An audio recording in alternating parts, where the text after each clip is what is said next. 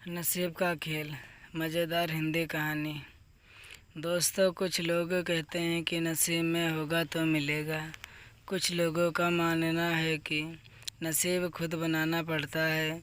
नसीब में ना मानने वालों की संख्या बहुत बड़ी है, लेकिन शायद उससे भी ज़्यादा संख्या नसीब को मानने वालों की है। खासकर हमारे देश भारत में तो काफ़ी ज़्यादा है। आज नसीब के बारे में इतनी बातें इसलिए क्योंकि आज की कहानी, जिसका शीर्षक है नसीब का खेल, उसी विषय पर आधारित है। कई सालों पहले 3 दोस्त हुआ करते थे, दीपक, राजू और श्याम। ये तीनों के नाम थे। दीपक और राजू अच्छे खासे धनवान परिवार से ताल्लुक़ रखते थे। श्याम बेहद गरीब और साधारण परिवार का था। पैसों के मामले में इतनी असमानताएं होने के बावजूद तीनों की दोस्ती ऐसी थी कि वह एक दूसरे के लिए कुछ भी करने के लिए तैयार हो जाते थे। दोनों धनवान दोस्तों ने अपने गरीब दोस्त की परिस्थिति बदलने के लिए उसकी कई बार मदद की थी, लेकिन उसकी परिस्थिति में कोई भी बदलाव नहीं होता था।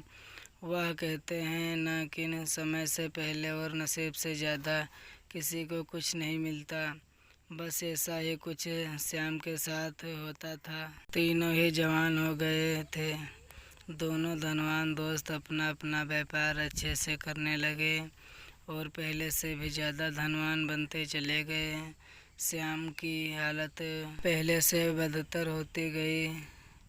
अपने दोस्त की बिगड़ती हुई हालत देखकर दीपक और राजू ने उसके लिए कुछ करने का फैसला किया। दोनों ने 100 सोने के सिक्के एक थैली में रखे और श्याम को देते हुए कहा, तुम इनसे कोई व्यापार शुरू करो और पैसे कमाओ और अपनी गरीबी दूर करो। श्याम ने उन 200 सिक्कों में से 5 सिक्के घर खर्च के लिए निकाले और बाकी के 195 सिक्के अपनी पगड़ी में बांधकर शहर की तरफ जाने लगा, ताकि वहां जाकर व्यापार के लिए कुछ ज़रूरी चीज़ें ला सके। वो गांव से कुछ दूर ही पहुंचा था कि आसमान से एक चील उड़ती हुई आई और उसकी पगड़ी उड़ा कर ले गई। श्याम ने उसका काफ़ी पीछा किया, लेकिन चील इतनी ऊंची और तेज उड़ी कि उसको आखिरकार हार मानकर अपने घर लौटना पड़ा। कुछ दिन बीतने के बाद जब दीपक और राजू श्याम की हालत का जायजा लेने के लिए उसके घर गए तो उन्हें श्याम की हालत में रत्ती भर का भी फर्क नज़र नहीं आया। पूछने पर श्याम ने सारी हकीकत दोनों को बता दी। राजू को उसकी बातों पर भरोसा नहीं हुआ, लेकिन दीपक ने उसका विश्वास कर लिया। दीपक ने फिर से उसे 200 सोने के सिक्के दिए और बोला, फिर से कोशिश करो। दीपक और राजू के जाने के बाद श्याम ने सोचा कि अभी काफ़ी रात हो गई है, इसलिए सिक्कों को कहीं छिपा देता हूँ ताकि कोई चोर उन्हें चुरा ना सके। कल शहर जाकर कोई धंधा शुरू करूँगा। उसने उन सिक्कों को अपने घर में रखी भूसे की टोकरी में छिपा दिया।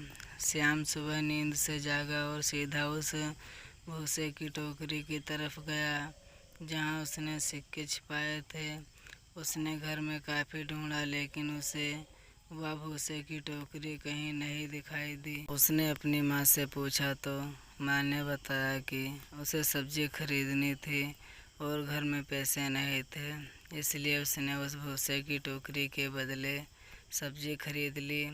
श्याम आखिर करता भी क्या, वह अपनी किस्मत को कोसता रह गया। फिर से कुछ दिनों बाद दीपक और राजू श्याम को मिलने आए। तब भी उन्हें उसकी परिस्थिति बदलती हुई नज़र नहीं आई, बल्कि इस बार तो उसकी हालत और ज़्यादा ख़राब हो गई थी। उसके कपड़े फट चुके थे और घर में कपड़े सीने के लिए सुई तक नहीं थी।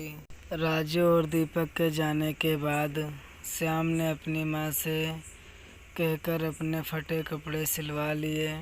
उसी रोज़ उनके पड़ोस में रह रहे मछुआरे की बीवी उनके घर आई और सुई मांगने लगी।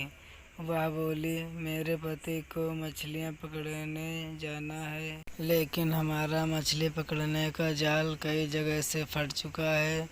अगर आपके पास सुई है तो मेरी मदद कर दीजिए।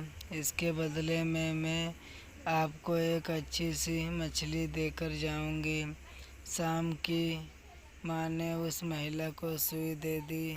अगले दिन वह महिला एक बड़ी सी मछली के साथ उनके घर आई और उन्हें धन्यवाद देते हुए सुई और मछली उनको देकर चली गई। श्याम की माँ ने जब मछली को पकाने के लिए काटना शुरू किया तो उसके पेट से चमकीला पत्थर निकला। श्याम को पत्थर कीमती जान पड़ा, इसलिए वह जौहरी के पास जाकर उसकी जांच कराई तो वो बेहद कीमती हीरा था। उसको बेचकर श्याम को 20,000 सोना मोहरें मिल गईं। इतने सारे पैसे उसकी गरीबी दूर करने के लिए काफ़ी थे। उन पैसों से उसने अपने लिए एक अच्छा घर खरीदा और काफ़ी सारी खेती करने लायक ज़मीन और एक बगीचा भी। साथ में कई सारे गाय भैंस खरीदी ताकि दूध का व्यापार शुरू कर सके। हमेशा की तरह कुछ दिनों बाद जब उसके दोनों दोस्त राजू और दीपक से मिलने आए तो उसकी बदली हुई परिस्थिति देखकर दोनों दंग रह गए। इस बार दीपक को श्याम की बातों पर भरोसा नहीं हो रहा था। उसे लग रहा था कि जरूर उसी के दिए पैसों से श्याम ने तरक्की की है, लेकिन वह बताना नहीं चाहता। लेकिन राजू को उस पर विश्वास हो गया था कि जरूर उसी सुई की वजह से उसकी किस्मत बदली है। श्यामा अपने दोस्तों को अपने खेतों में घुमाने ले गया और बाद में अपने बगीचे में। वहाँ पर कुछ बच्चे पहले से एक पेड़ पर चढ़कर फल तोड़ने की कोशिश कर रहे थे। बच्चों ने गलती से वहाँ पर एक पक्षी का घोंसला गिरा दिया, जिसमें एक पगड़ी के अंदर 195 सोने के सिक्के वाली वही पोटली थी जिसे कभी एक चील श्याम के सिर से ले उड़ी थी। उसे लेकर जब तीनों दोस्त घर को लौटे तब श्याम की माँ गाय भैंसों को भूसा खिला रही थी और उसी दौरान भूसे की एक टोकरी से वह 200 सोने के सिक्के भी निकले जो श्याम ने कभी अपने पुराने घर में भूसे की टोकरी में छिपाए थे। उसकी किस्मत कुछ ऐसा खेल खेल रही थी कि उसके हक की सारी चीज़ें और खुशियाँ उसके पास लौट कर आ रही थी। नसीब चमकने की वजह से श्याम तो खुश था ही, लेकिन उससे भी ज़्यादा खुश थे उसके दोनों अच्छे और सच्चे मित्र। नसीब का खेल ये हिंदी कहानी आपको कैसी लगी? आप अपने विचार कमेंट बॉक्स में ज़रूर बताइएगा। ऐसी और मज़ेदार प्रेरक कहानियों के वीडियो हर दिन देखने के लिए आप हमारे Mohit voice story style YouTube channel को सब्सक्राइब करें।